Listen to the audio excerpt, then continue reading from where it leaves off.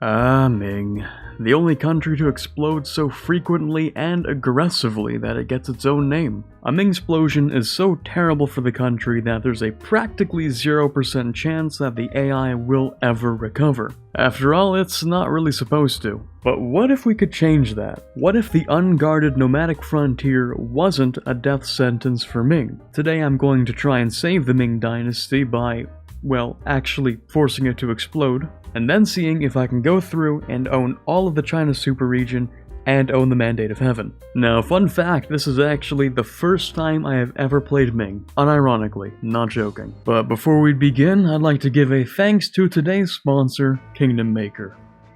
Kingdom Maker is a free-to-play massive multiplayer game on iOS and Android you can check out by using the link in the description. With a combination of RTS, RPG, and simulation elements, Kingdom Maker subverts your expectations with its in-depth customization and immersive storytelling. Kingdom Maker also provides you a multitude of ways to rule and develop your realm. How would you like to conquer your foes, being crafty with politics? Maybe romance and intrigue? Of course, you could always just take the most direct route through conquest. Be sure to manage your nobles to generate resources and fight great battles. If there are any you're not particularly fond of, you can take them on a field trip to a volcano and give them some close-up experience. Remember, Kingdom Maker is free to play on iOS and Android. Use my link in the description below to download.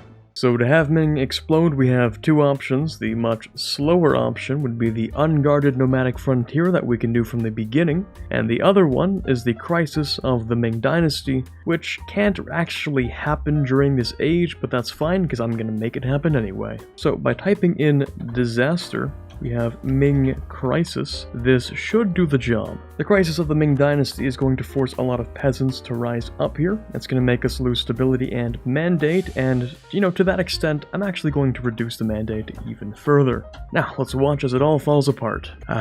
Isn't it beautiful? And there we have it. The first breakaway state, Shun, has declared war for the Mandate of Heaven, although it's probably better for them to stay home considering all the rebels. And the other three breakaway states, still protectorates for now, and that's it. Ming has collapsed. I believe we've lost the mandate. No, we still have the mandate for now. Let's assess the situation. We've been left with a very, very small amount of development over here. Our mandate is not very good, but you know what? It's actually not awful. If the mandate were something like 0, we'd have a much, much worse time. Now, as Ming, we actually do have cores and everything, which makes Reconquest pretty alright. Unfortunately, we're still gonna have to fight a war against our protectorates who really don't like us. But I guess you could call things somewhat kind of more stable. The economy is awful because we have a lot of loans and a lot of interest because they're very large loans that we can't exactly repay.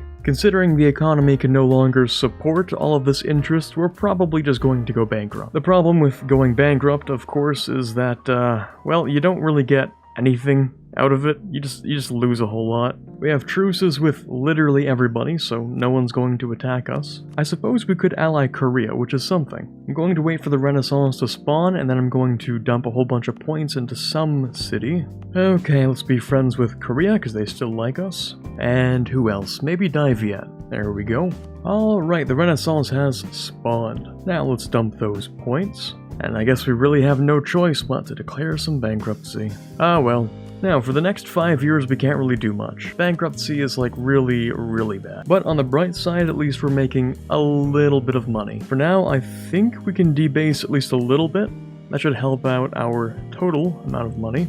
And the meritocracy is going to be a bit of an issue. We can't do much to fix that. As for the estates, we could get some money out of them, but probably not quite yet. The first thing I'm going to do is ask for a couple of points, considering we don't actually make a whole lot. Yeah, it's kind of bad actually. I will take the diplomatic one, and I think that's it for now. And Daviet also doesn't want to be our friend, okay. Oh, you have to be joking. Korea has allied up with Shun. Thanks, Korea. That's cool. Don't you worry, Korea, I'll remember this. Oh, come on, man. Alright, money it is. Ooh, a newborn daughter, you know what? I think that would do fine. And the truce with Shun is over, oh boy. It only gets worse from here, huh? All of the truces are over, and I'm still bankrupt. On the bright side, we're only bankrupt for a couple more days. There we go.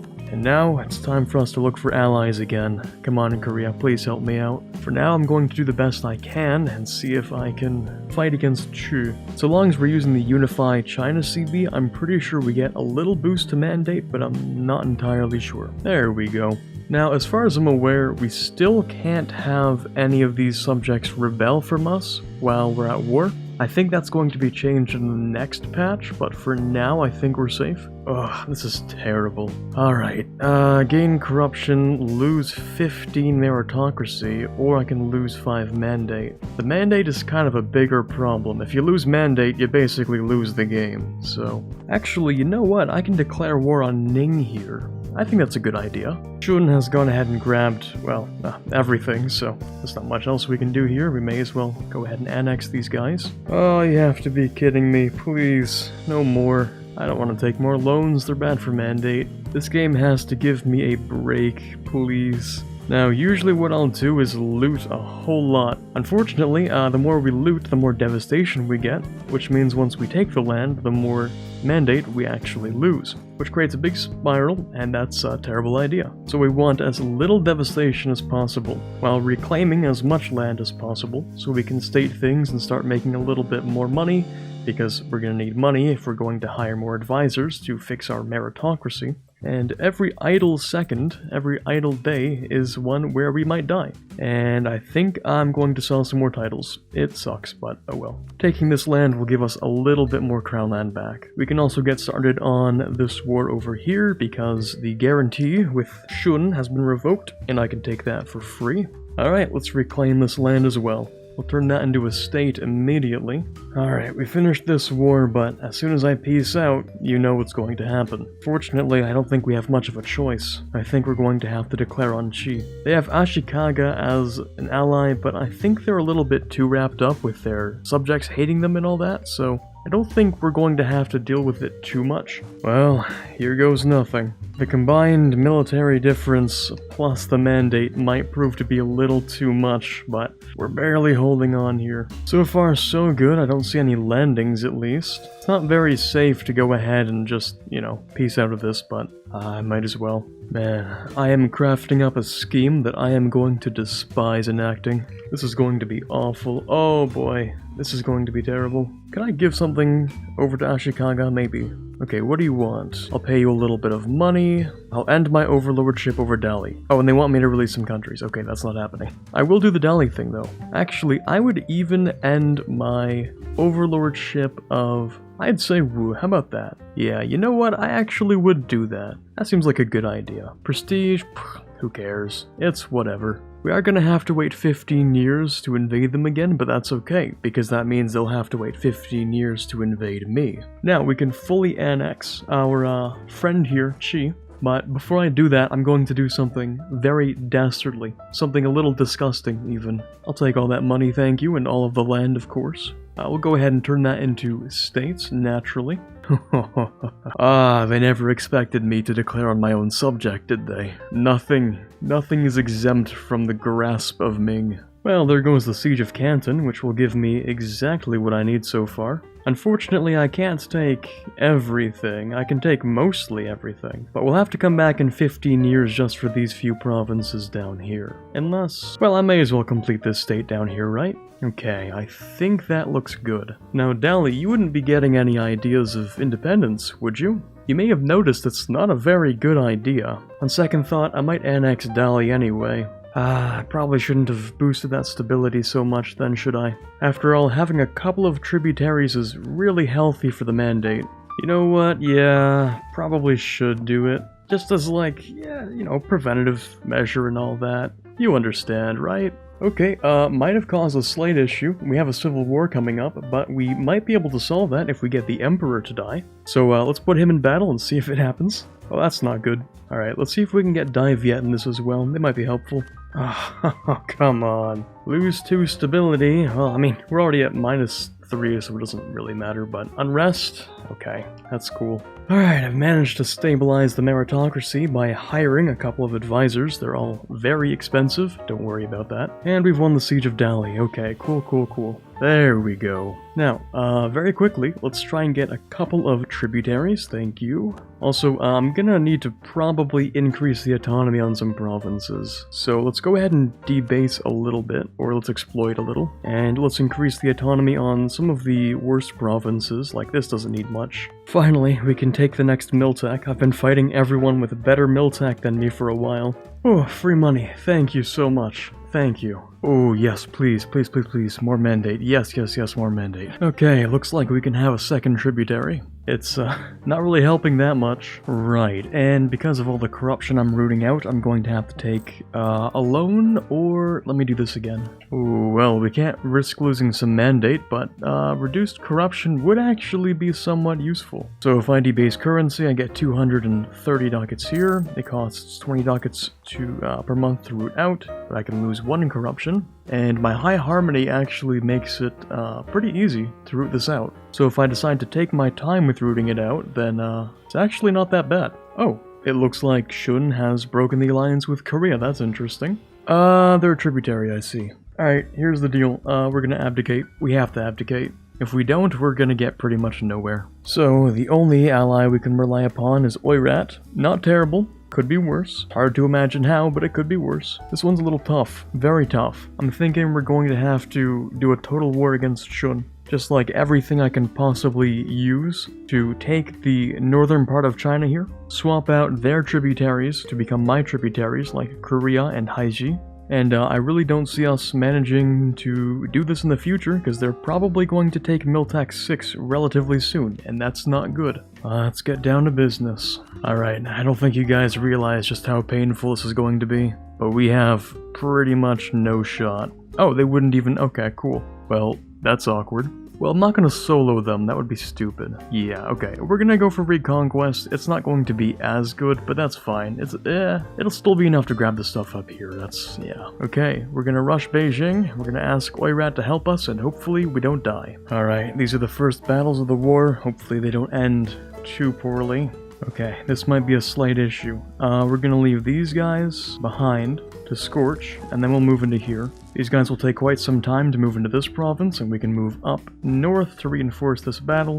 We're not doing terribly, it could be a lot worse. This could be a problem. Really big problem, actually. Yeah, we're not rolling well enough for that one. We're gonna have to leave. I was gonna say, I wonder what Oirat's doing right now, you know? Like, we're like in a year into the war, right? Yeah. I don't know what I expect from the AI.